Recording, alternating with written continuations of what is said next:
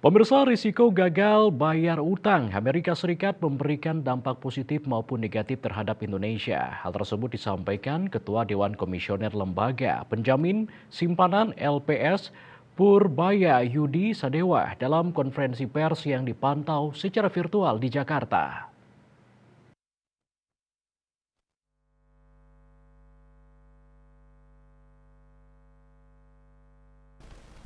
Menurut Purbaya Yudi Sadewa, dampak risiko gagal bayar utang atau default AS akan signifikan utamanya dalam pasar finansial.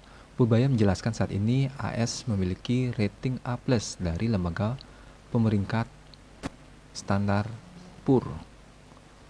Ketika suatu negara yang memiliki peringkat A+ mengalami default, maka peringkatnya akan turun. Kondisi tersebut, kata Purbaya, bisa menjadi celah bagi Indonesia yang saat ini peringkatnya di bawah AS, bisa mengambil momentum untuk meminta S&P menaikkan peringkat sehingga bisa mendapatkan pinjaman dengan bunga yang lebih rendah lagi. Skenario itu kemungkinan bisa menjadi dampak positif yang diterima oleh Indonesia dari risiko gagal bayar utang AS. Adapun untuk sisi negatifnya, Purbaya melihat risiko gagal bayar hutang AS akan memberikan guncangan di pasar finansial.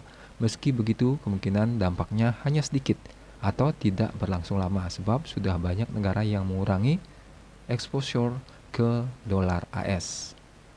Pada sisi lain, Purbaya menduga AS bisa mencari alternatif secara politis dalam waktu singkat bila pada akhirnya mereka mengalami gagal bayar utang. Terlebih, tahun depan AS akan menggelar pemilihan umum, sehingga bisa diduga pemerintah akan berhati-hati dalam upaya mengantisipasi risiko gagal bayar utang. Purbaya menambahkan, bila mengikuti asumsi seperti ini, untuk sektor real, maka dampak ke perekonomian Indonesia juga akan relatif terbatas. Bali Pos melaporkan.